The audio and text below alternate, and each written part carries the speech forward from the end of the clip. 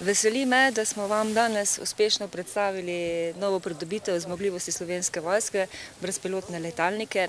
Na takšen način smo uresničili ene izmed ciljev zmogljivosti, ki bo pomagal reševati življenja. Gre za pripomoček za izvedovanje, opazovanje in obveščevalno dejavnosti, po drugi strani gre pa tudi za dvonamensko opremo, ki lahko sodeluje v pomoči civilni zaščiti in tudi drugim državnim organom, ali v naravnih nesrečah, ali pri opazovanju in odkrivanju požarov v naravi, ali pa tudi morebiti pri nadzoru državne meje.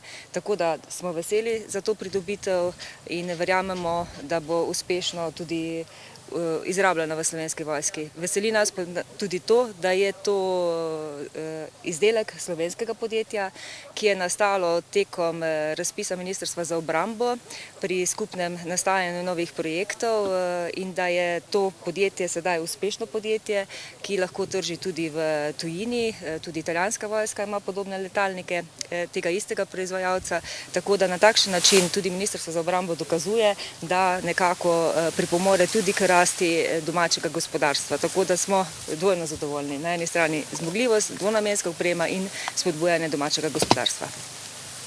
Torej, civilna brezpilotna letala so prizemljena. Kaj pravite na to?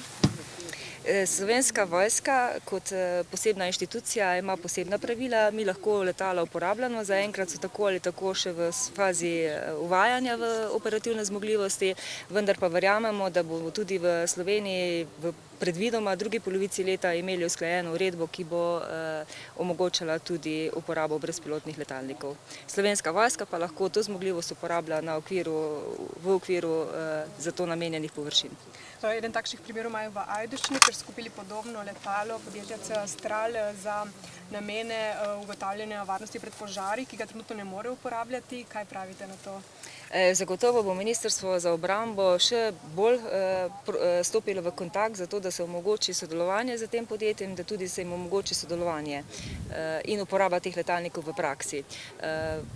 Vse države v Evropi imajo problem z ureditvijo zakonodaje glede poletov brezpilotnih letalnikov. Menim, da bi morali tukaj vsi resorji strniti vrste in čim prej poiskati tudi ustrezne rešitve. V primeru pa, da bi šlo za izredno nesrečo, pa bi lahko razglasili tudi na nek način izredno stanje in civilna zaščita omogočila uporabo tega letalnika. Tako da menim, da bo v predvidoma drugi polovici leta, v jesenskem času, tudi uredba prišla vsej v javno obravnavo oziroma v končno fazo sprejemanja pristojnih organov. Hvala lepa.